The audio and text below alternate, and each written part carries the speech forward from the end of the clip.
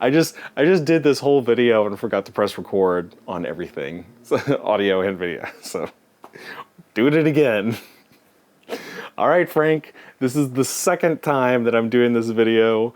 It's number 36 on your list. It's Return from Witch Mountain.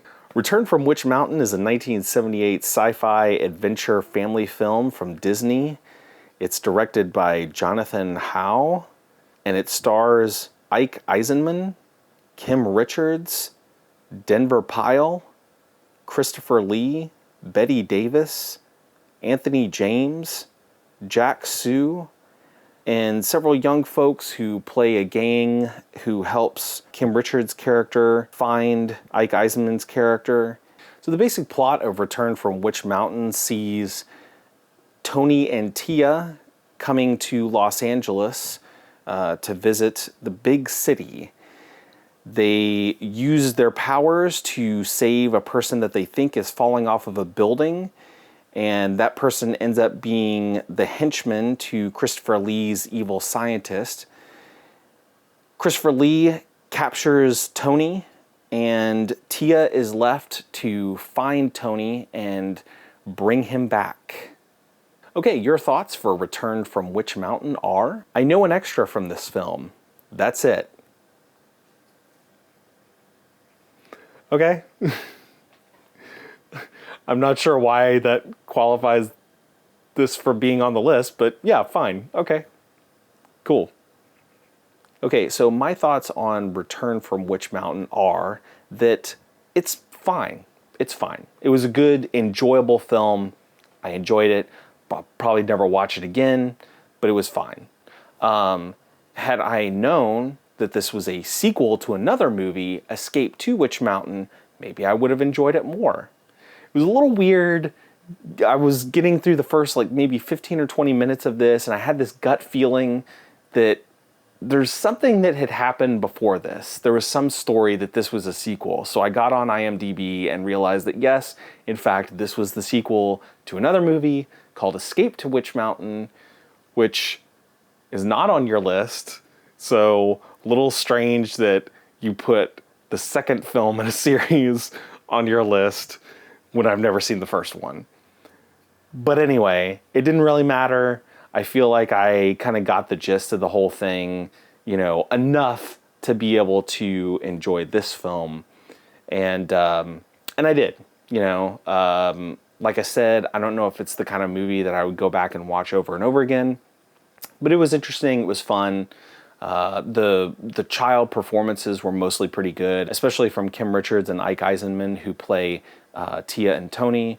Christopher Lee is always great as a villain, and who would have known that Bette Davis would also be cunning and villainous. I don't think I've ever seen her in a villainous role.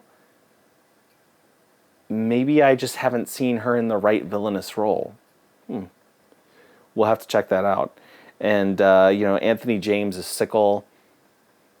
Pretty awesome. The one thing that was interesting to me about this film is it was made in 1978, and I remember that there were a lot of Disney films from that era that, were just they were just good films.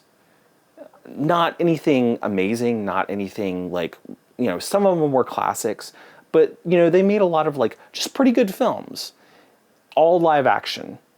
And I mean, they did make some animation in that time too, but at that time, in the 60s and 70s, there were a lot of live action films that they made.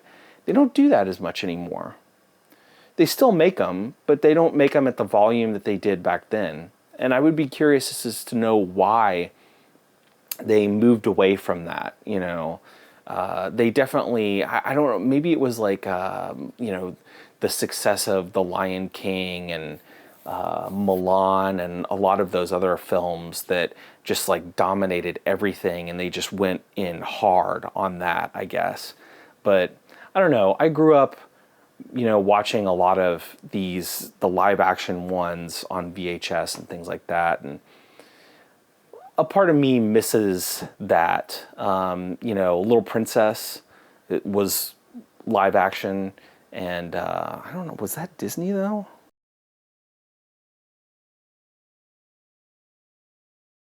And I just, I think that they did a great job when they made the effort, but it doesn't seem like it seems like they got away from that at some point. And I guess all that to say is I'm just curious why. So if Frank, if you know, let me know in the comments. So anyway, yeah, good movie. I'm glad I watched it. Probably wouldn't watch it again, but you know, that was a lame ending. So next up on your list is number 37. It's a film called Clifford, which the first time I saw this, I thought it was a movie about Clifford the big red dog. And then I saw the cover for it, and it has Martin Short and Charles Grodin and Mary Steenburgen on it. And there's a house on fire in the background, and there is no big red dog anywhere on it. So I don't know what this is. It was made in the 90s. I have never heard of it. Never seen it, like, so, okay, you know, we'll take it from there. So, Frank and anybody else who's watching, hope you have a good week.